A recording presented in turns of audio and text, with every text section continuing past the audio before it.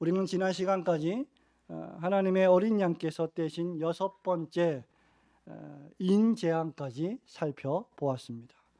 7째 인은 아직 떼어지지 않았고 8장에 가서야 7번째 마지막 인이 떼어지면서 그때부터 이제 16장에 이르기까지 계속해서 나팔 재앙이 시작이 됩니다. 오늘 우리가 읽은 요한계시록 7장 1절부터 8절의 이 상반절은 6번째 인과 마지막 7번째 하나님의 오른손에 쥐어졌던 그 두루마리의 마지막 7번째 인을 떼기 전에 그 사이에 발생하는 특별한 한 일을 기록하고 있습니다. 6장 16절에서 우리는 지난주에 악인들과 죄인들이 평생 동안 복음을 전하면서 그들에게 복음을 듣고 예수님을 영접할 기회를 주었음에도 불구하고 그것을 거절하고 복음에 순종하지 않으며 하나님 나라와 주님의 몸된 교회를 위하여 살지 않았던 이름들로 통칭되는 죄인들과 악인들이 산들과 바위에게 우리 위에 떨어져서 보좌에 앉으신 이와 어린 양의 진노에서 우리를 가리우라 라고 간청하는 모습을 사도 요한이 보았다고 했습니다. 그리고 나서 이제 또다시 사도 요한이 네 천사가 땅 네 모퉁이에서 서서 사방의 바람을 붙잡고 있는 또 다른 신기한 모습을 보게 됩니다. 네 천사들이 땅의 사방에서 네 개의 바람을 붙잡고 있는 모습입니다. 그리고 오늘 본문에 보니까 또 다른 한 천사가 하나님의 인을 가지고 땅과 바다를 해할 권세를 가진 네 천사를 향해서 큰 소리로 우리가 우리 하나님의 종들의 이마에 도장을 찍기까지, 인을 치기까지 바람을 불지 못하게 하라. 바람을 불어서 땅이나 바다나 나무들을 해하지 말라고 명령하는 또 다른 모습을 보게 됩니다. 그리고 나서 하나님의 천사들이 하나님의 종들에게 인을 치기 시작하는데 그 인을 치는 숫자가 14만 몇 명입니까? 4천 명. 14만, 그 유명한 14만 4천 명입니다. 이 14만 4천 명은 요한계시록 14장 1절에 또 등장하는데 어린 양이 서 계신 시온산에 어린 양과 함께 서 있는 자들이 14만 4천 명이다 라고 기록한 바 있습니다. 여러분들은 적어도 교회를 오랫동안 다녔다면 또 신앙생활을 했다면 14만 4천인 또는 14만 4천 명이라는 이 숫자를, 이 이름을 자주 들어보았을 것입니다. 우리나라 정통 교단들이 이단으로 규정한 신천지라고 하는 종파는 이 14만 4천 명을 문자적으로 해석해서 구원을 받을 숫자가 딱 정해져 있는데 그 숫자가 정확하게 수학적으로 14만 4천 명이고 그 14만 4천 명은 우리 이 신천지 교단에 가입하고 이 신천지 교주를 믿는 사람들이어야만 한다라고 주장합니다. 그런데 여러분, 신천지는요, 작년 2022년에 무려 10만 명을 수료시켰습니다. 말하자면 여러분이 교회에 와서 학습을 교육을 받고 세례 교육을 받고 세례를 받아서 하나님의 가족으로 입양되는 그러한 자들이 10만 명이 되었다, 그 말이죠. 그리고 통계에 따르면 이 이단에 가입된 숫자가 전 세계 31만 명이라고 합니다.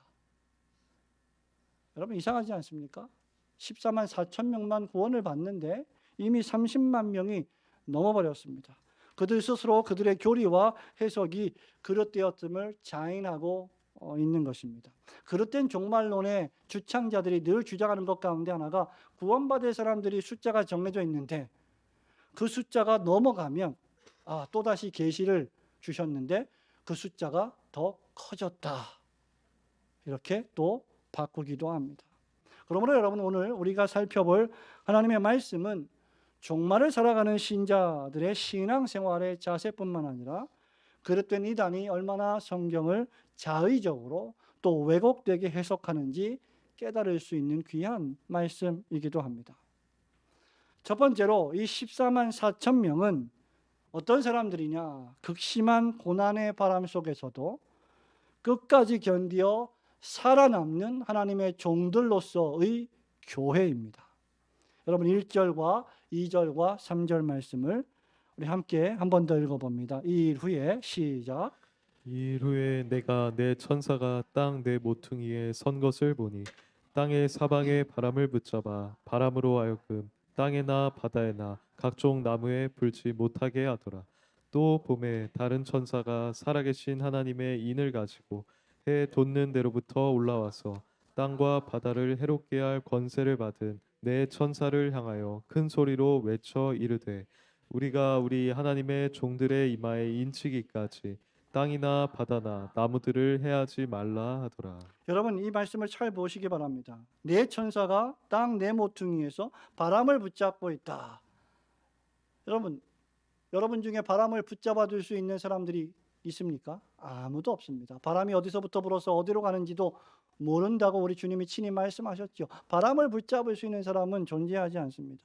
그러므로 여러분 우리는 우선 이 요한계시록을 해석할 때 이 요한계시록이 로마 제국으로부터 박해받는 초기 교회 성도들을 대상으로 한다는 점을 꼭 기억해야 합니다. 그리고 그런 점에서 상당히 상징적으로 기록되었다는 점을 항상 생각할 줄 알아야 합니다. 이단들의 특징이나 또는 무지한 종교성이나 신앙의 특징 가운데 하나가 모든 성경을 읽을 때 문자적으로 받아들이고 문자적으로 해석하는 것입니다. 예를 들면 마가복음 16장에서 우리 예수님은 천국 복음을 전파하시면서 이렇게 말씀하셨죠. 너희가 무슨 독을 마시든지 죽지 않을 것이다. 무슨 독을 마실지라도 해를 받지 않을 것이고 병든 사람에게 손을 얹은 즉 나을 것이다. 이 말씀을 문자적으로 받아들여서 진짜 독극물을 먹고 우리가 죽나 죽지 않나 보는 것은 성경을 오해하는 것일 뿐만 아니라 하나님의 능력을 시험하는 것입니다. 매우 어리석은 행동이 아닐 수 없습니다. 우리가 성경을 문자적으로 해석할 때가 있고 또 상징적으로 해석할 때가 있고 역사적으로 해석할 때가 있고 또 종합적으로 말해서 신학적으로 해석할 때가 있고 이 모든 것을 다 동원하여 해석할 때가 있습니다. 그리고 그것을 결정하는 것은 넓게는 구약 성경과 신약 성경 전체이며 좁게는 이 말씀이 기록되어 있는 책과 문맥입니다. 그러므로 여러분 목사와 설교자로 성경을 읽고 성경을 해석하고 뿐만 아니라 성경을 가르치고 설교해야 하는 설교자로 부르심을 받은 신학생들이 그 말씀을 바로 전하고 해석하기 위해서 얼마나 혹독한 훈련을 또 공부를 해야 하는지의 이유이기도 합니다. 우선 1절에 보니까 네 천사들이 땅의 네 모퉁이에서 사방의 바람을 붙잡고 있다라고 했습니다. 여러분 우리는 이 말씀을 그저 살랑거리는 바람이나 자연적인 바람이나 또는 태풍과 같은 그런 바람으로 이해해서는 안 될 것입니다. 우리는 이 바람을 상징적으로 바라보아야 하며 또 영적으로 이해해야 합니다. 성경에서 바람은 상당 부분 여호와 하나님의 심판을 의미합니다. 그리고 3절에서 땅이나 바다나 나무들을 해하지 말라고 명령하는 것으로 보아서 이 바람은 매우 파괴적인 바람이고 세상을 특별히 교회를 파괴하고 황폐하게 만드는 바람입니다. 바람이 불면 교회나 성도들이 회파될 수 있으니 파괴될 수 있으니 천사들이 하나님의 종들을 인을 치기까지 바람을 붙잡고 제어하고 있는 모습입니다. 그렇다면 이 바람은 어떤 바람일까? 우선 1세기 상황으로 볼 때 교회를 향한 핍박과 박해의 바람입니다. 로마 황제 대신 예수 그리스도를 황제와 주님으로 섬기는 성도들에게 불어닥치는 여러 종류의 바람입니다. 단순히 예수님을 믿고 예수님을 섬긴다는 이유로 무조건 박해를 당하는 것이죠. 1세기 초기 교회 그리스도인들은 예수님을 믿는 믿음 때문에 로마 황제를 주라고 고백하지 않은 일 때문에 예수 그리스도만 유일한 주님이시라고 고백했기 때문에 하늘 아래 두 황제가 있을 수 없다는, 주님을 배신할 수 없는 그 믿음의 고백 때문에 그들은 끌려갔고 고문을 당했고 감옥에 갇히기도 했습니다. 예수 믿는 믿음 때문에 너희가 계속해서 이 믿음을 고집하면 경제적으로 불이익을 주겠다라고 협박하고 위협했습니다. 예수를 믿는다고 매를 맞았고 옥에 갇혔고 욕을 들어먹고 수모를 당했습니다. 오늘날 여러분들이 겪지 않는 모든 일들을 초기교회 그리스도인들은 물리적으로 당했다는 것이죠. 그래서 바울은 디모데전서 3장 12절에서 디모데에게 무릇 그리스도 예수 안에서 경건하게 살고자 하는 자는 박해를 받을 것이다 라고 말하기도 한 것입니다. 여호와 하나님께서 천사들을 명하여 바람을 붙잡고 계시지 않는다면 우리는 이 핍박이 너무나 강렬해서 죽을지도 몰랐을 것입니다. 하지만 여러분, 이보다 더 무섭고 교묘한 바람들이 있습니다. 그것은 또 무엇일까요? 경건의 능력은 알지도 못한 채 경건의 모양만 가지고 신앙생활하는 메마른 형식주의 종교생활이 그것입니다. 사단은 우리에게 이렇게 속삭입니다. 그냥 대충 교회당만 왔다 갔다 해도 괜찮다라고 속삭입니다. 너희는 교회 안에 깊이 발을 들이지 말라고 충고합니다. 교회는 복잡한 곳이야. 그냥 왔다 갔다 하면 돼. 교회 이름만 걸쳐놓고 예배만 가끔 드리면 너희들은 천국에 갈 거야 라고 거짓으로 우리를 유혹합니다. 예수님께서 너의 삶을 주장하지 못하게 하라고 속삭입니다. 네 인생은 너의 것이기 때문에 주님에게 맡기지 말라. 이런 바람의 영향을 받은 사람들에게는 성령의 변화시키시는 능력이 없습니다. 경건의 능력을 아예 모르기 때문입니다. 경건의 모양은 있지만, 경건의 형식은 있지만 경건의 능력을 체험하지 못했기 때문에 그것이 무엇인지 전혀 모르는 것입니다. 그래서 그들은 교회당을 왔다 갔다 해도 기쁨과 참된 즐거움을 만끽하지 못합니다. 성령의 열매를 맺지 못합니다. 복음의 능력이 영혼 속에서 활동하지 못하게 만드는 불신앙의 바람입니다. 또한 여러분, 오늘날 교회에 침투한 세속주의와 쾌락주의와 만몬주의, 돈숭배, 그런 바람이 바로 오늘 요한계시록이 우리에게 경고하고 있는 여호와의 천사들이 붙잡고 있는 바람들입니다. 제가 종종 가끔 말씀드렸을 텐데 여러분은 욜로라고 하는 용어를 들어보셨을 것입니다. 영어로 You only live once. 문자적으로 해석하면 당신은 오직 한 번만 삽니다. 당신의 인생은 단 한 번뿐입니다. 여러분, 얼마나 멋진 말입니까? 그런데 문제는 그 다음입니다. 당신의 인생은 단 한 번뿐이니까, 당신은 오직 한 번만 사니까 인생을 즐기십시오. 붓고 먹고 마시십시오. 중요한 것은 당신 자신입니다. 당신 자신이 즐거워야 하고 당신 자신이야말로 제일 잘 나가야 합니다. 그 누구도 당신의 감정을 훼손하지 않게 하십시오. 당신의 감정이 중요하고 기분이 중요합니다. 당신의 기분을 망치는 일들을, 사람들을 용납하지 마십시오. 여러분, 이것이 오늘날 우리가 살아가는 쾌락주의와 세속주의의 가치관이요 정신입니다. 이들은 하나님 나라를 위한 고난,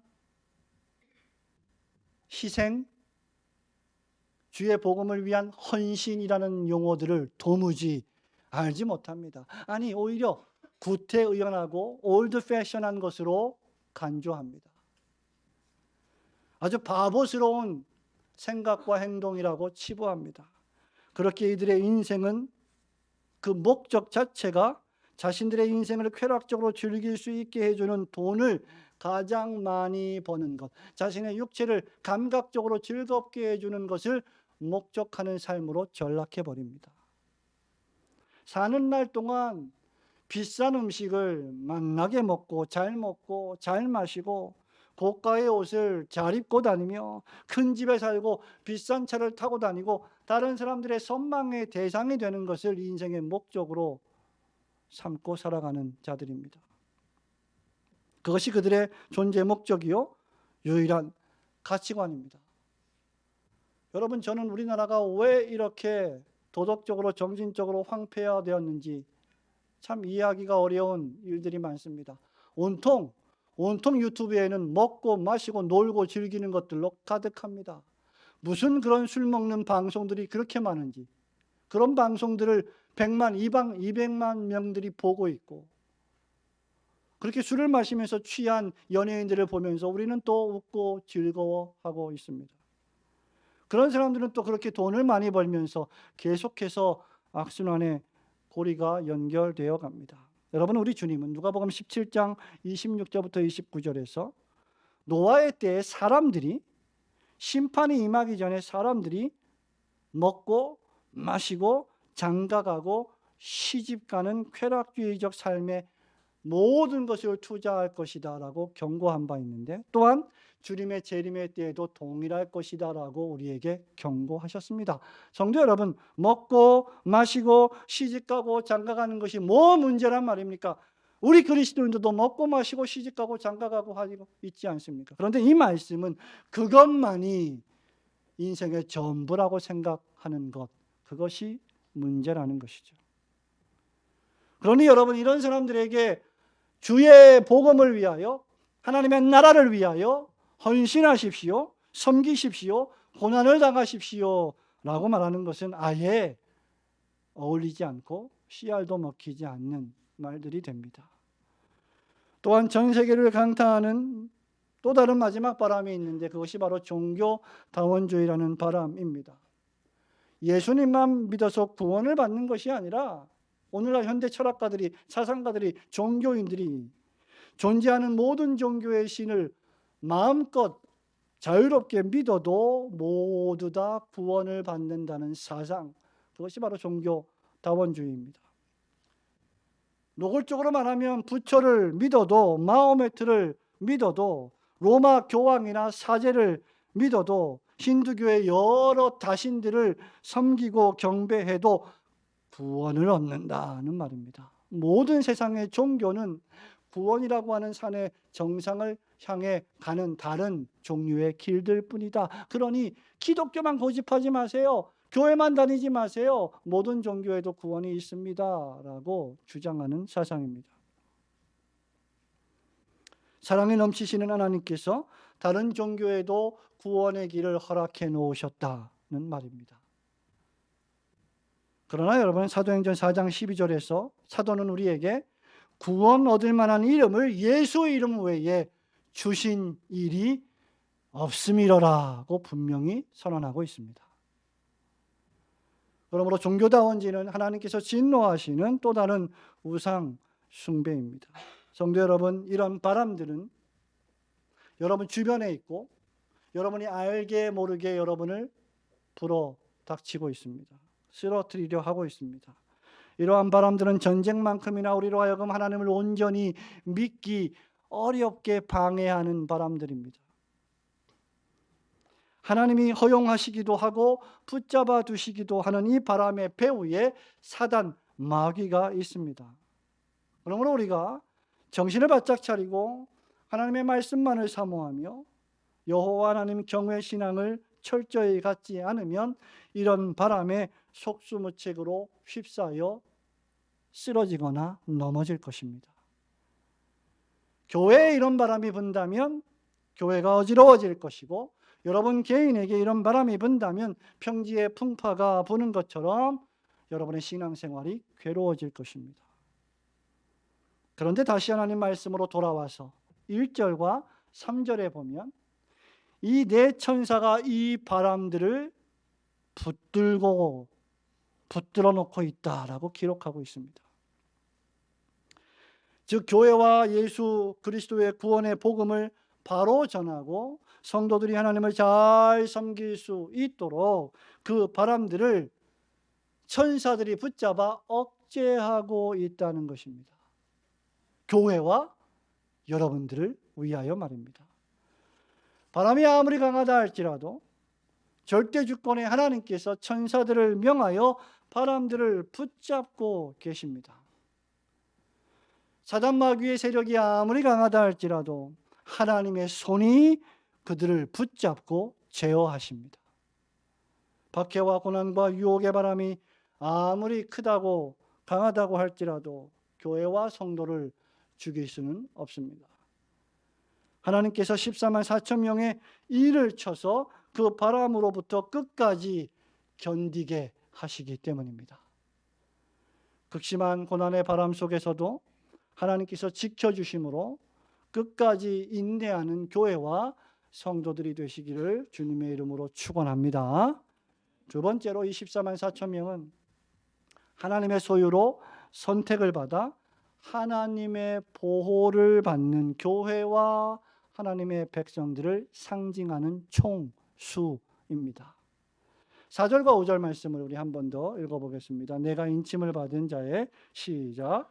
내가 인침을 받은 자의 수를 들으니 이스라엘 자손의 각 지파 중에서 인침을 받은 자들이 14만 4천이니 유다 지파 중에 인침을 받은 자가 1만 2천이요 르벤 지파 중에 1만 2천이요 갓 지파 중에 1만 2천이요. 우리는 아직 이 14만 4천이라는 숫자의 의미를 완전히 살피지 않았습니다. 천사가 14만 4천 명에게 인을 다 칠 때까지 한 명 한 명 전부 다 도장을 찍을 때까지 네 천사가 이 엄청난 바람이 불어닥치지 못하게 제어하고 있다고 했습니다. 여러분, 그렇다고 해서 환란의 바람이 교회를 향한 성도를 향한 여러분 개인의 인생을 향한 환란의 바람이 아예 불지 않는 것은 아닙니다. 바람이 완전히 불지 못하게 막고 있는 것이 아니라 크고 강한 바람이 교회와 성도들을 해치지 못하게 붙잡고 있다는 뜻이죠.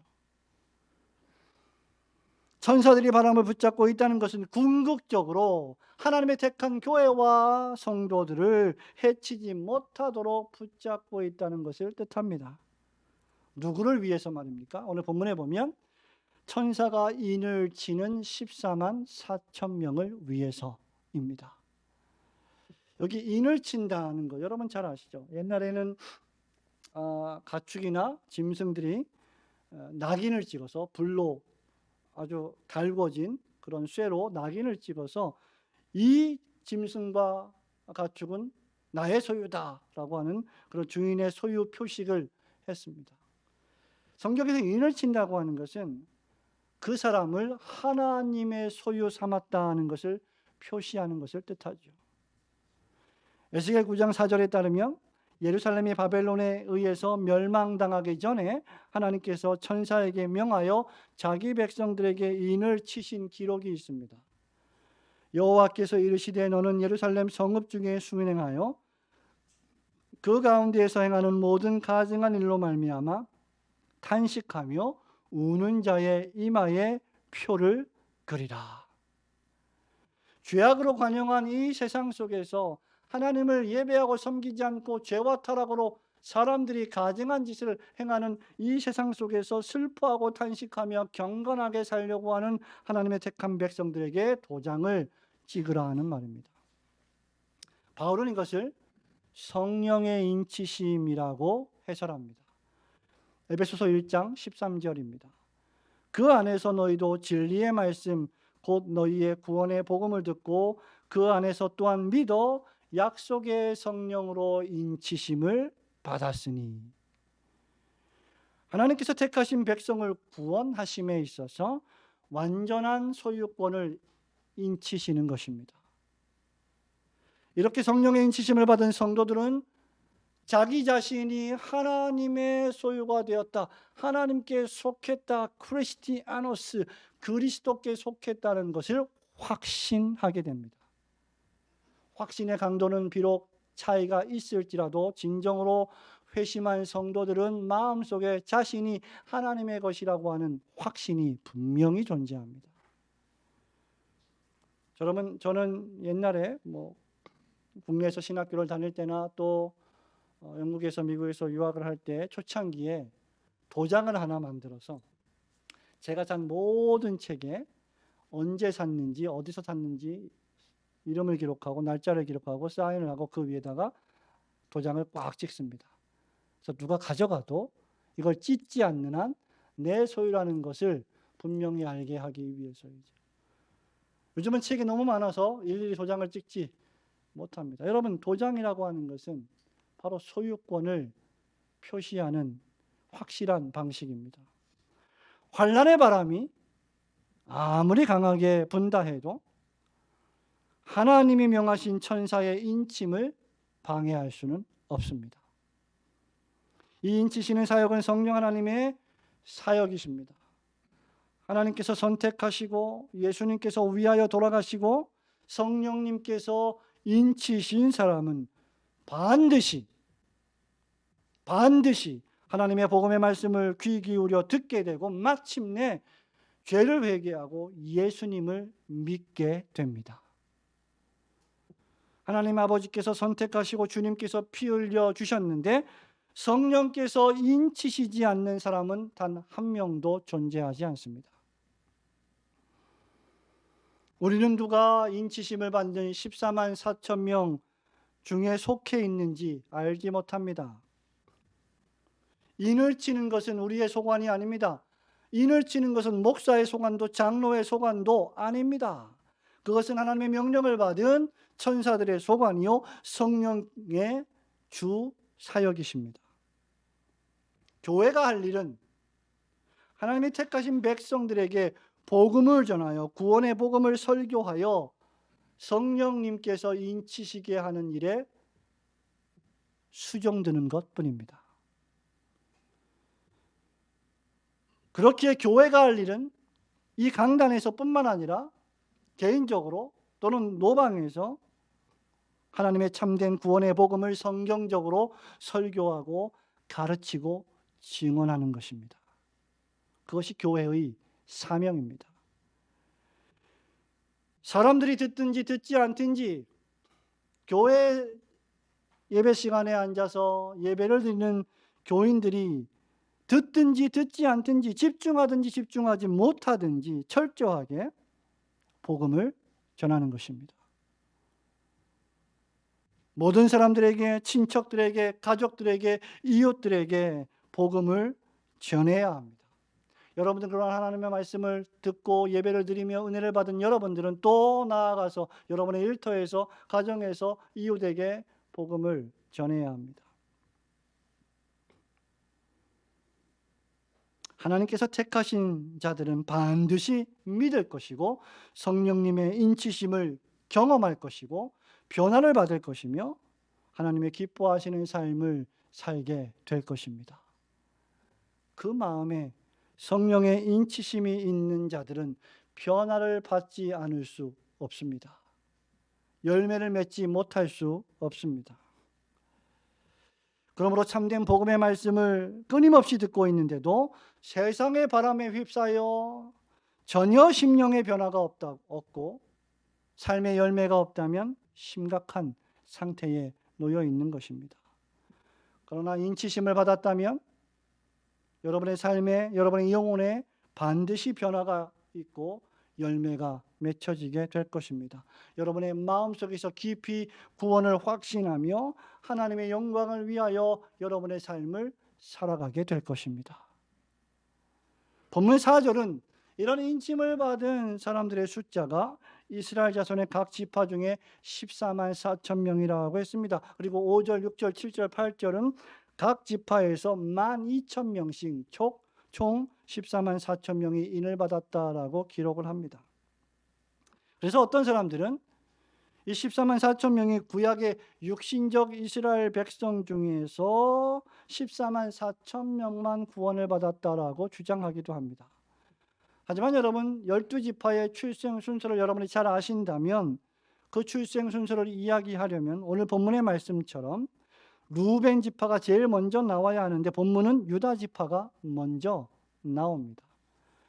그리고 북왕국 이스라엘 시대에 너무나 많은 죄를 지었던 에브라임 지파는 등장하지도 않습니다. 대신 요셉 지파가 등장합니다. 또한 우상을 숭배한 대표적 지파였던 단 지파는 아예 빠져 있습니다. 또한 이후에 아수르 왕국에 의해 10개 지파가 멸망을 당했습니다.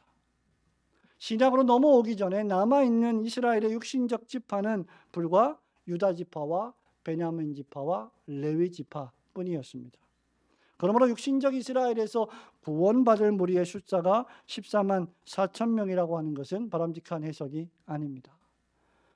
또한 14만 4천 명은 더 나아가서 9절에 보면 각 나라와 족속과 백성과 방언에서 아무라도 능히 셀 수 없는 큰 무리라고 했습니다. 요한계시록 14장 3절에 보면 이 14만 4천 명이 천상의 보좌 앞에서 새 노래를 부르고 있는데 이 새 노래를 알고 부를 수 있는 사람은 14만 4천 명 외에 없다라고 기록하고 있습니다. 말하자면 14만 4천 명은 12지파와 구약의 12지파와 신약의 12사도를 대표하는 하나님께서 구원하실 백성들의 총수를 상징적으로 보여주는 숫자입니다. 여러분, 구약의 성도를 대표하는 숫자인 12와 또 신약의 12사도를 곱하면 12 곱하기 12는 수학이 제가 약하다 그랬죠. 144입니다. 그리고 이스라엘이 이방 나라들과 전쟁을 할 때 군대를 편성했는데 이스라엘이 전투하기 위해 세운 군대 편제가 1000명입니다. 그래서 144 곱하기 1000은 14만 4천이 됩니다. 그렇게 실제로 그랜트 오스본이라고 하는 이 신학자들과 더불어서 많은 신학자들은 이런 의미에서 14만 4천 명이 하나님의 구원을 받은 백성들의 총수이며 오늘날 이 세상에서 복음을 전하는 참된 교회 공동체를 상징적으로 보여주는 숫자이다라고 해석했습니다. 성도 여러분, 이렇게 인침을 받은 14만 4천 명으로 상징되는 모든 참된 교회들은 우리 예수님께서 재림하실 때까지 하나님의 보호를 확신하게 됩니다. 하나님의 성령께서 인치셨다 하는 것은 소유권을 표시할 뿐만 아니라 보호와 보존의 의미까지 담고 있습니다. 하나님은 우리를 인치실 뿐만 아니라 우리의 구원이 완성되는 날까지 우리를 구원하실 것이고 보호하실 것입니다. 그렇게 바울은 정신을 차리고 최선과 진심을 다하여 신앙생활하고 열심을 품고 주님을 기다리며 하나님의 성령을 근심하게 하지 말라, 너희를 인치신 하나님의 성령을 근심하게 하지 말라 권면한 바 있습니다. 에베소서 4장 30절에서 바울이 이렇게 말합니다.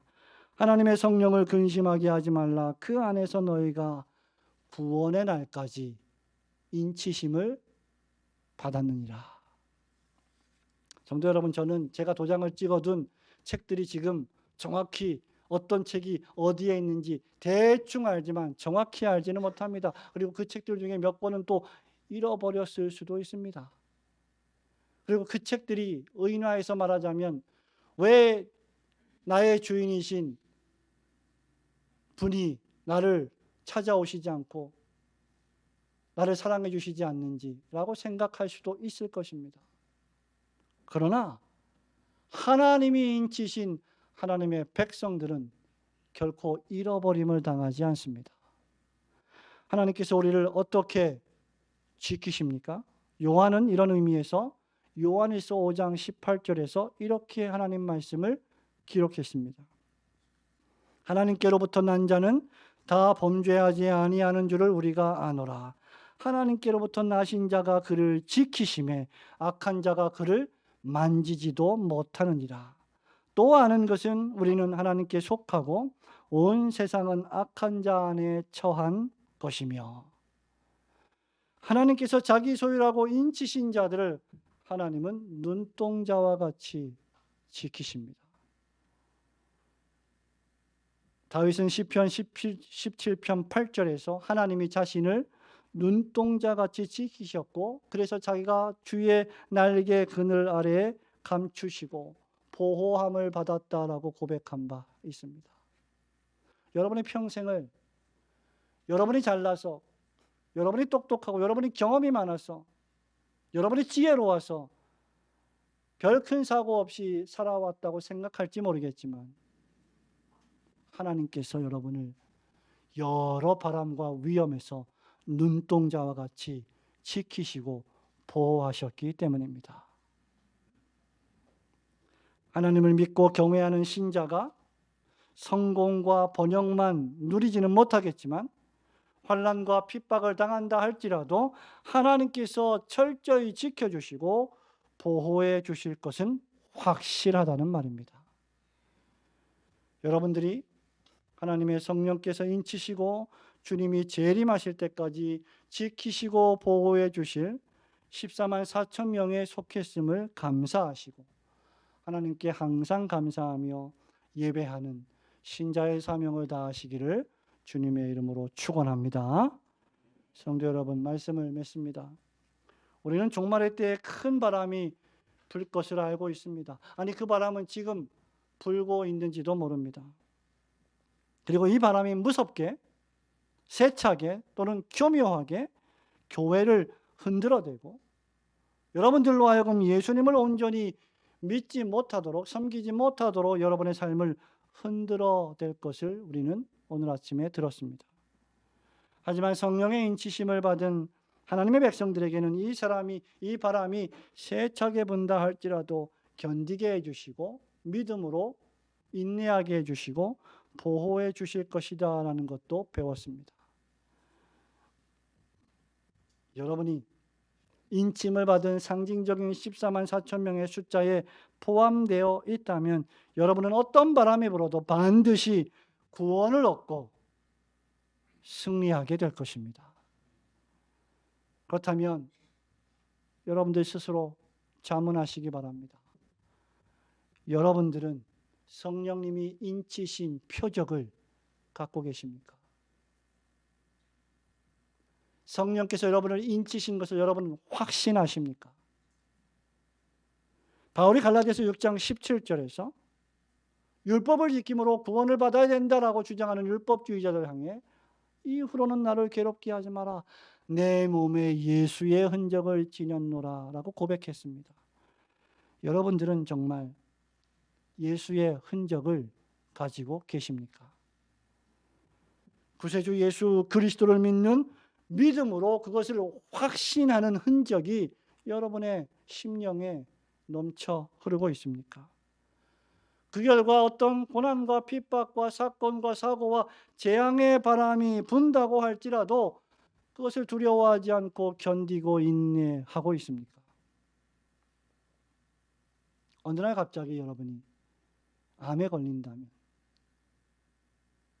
여러분의 인생에 어떤 사건과 사고가, 감당하기 어려운 사건과 사고가 벌어진다면 여러분 그것을 견디어낼 성령의 인치심의 능력을 갖고 계십니까?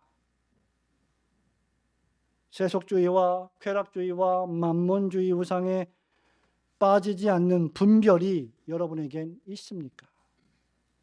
그렇게 하려면 성령께서 인치심을 여러분은 받아야 합니다. 성령의 인치심은 하나님의 소유된 표식이며 이런 인치심을 받은 자는 구원을 확신합니다. 또한 참된 교회로 성장해 가려는 열망을 지니게 됩니다. 부단히 하나님의 말씀의 능력을 사모하며 하나님 말씀의 힘과 기도의 힘으로 인생을 살아가려는 분투가 여러분의 삶에 있을 것입니다. 성령의 인침을 받은 성도는 하나님 말씀을 붙들고 기도하며 기쁨과 즐거움으로 교회를 섬기고 봉사하며 하나님 나라를 이루어 가게 될 것입니다. 여러분 모두가 이런 성령의 인치신 능력이 여러분 심령 안에 있어서 여러분 인생을 여러분 마음대로 살지 않고 주님이 인도하시는 대로 살아가시는 성도들이 되시기를 주님의 이름으로 축원합니다. 아멘.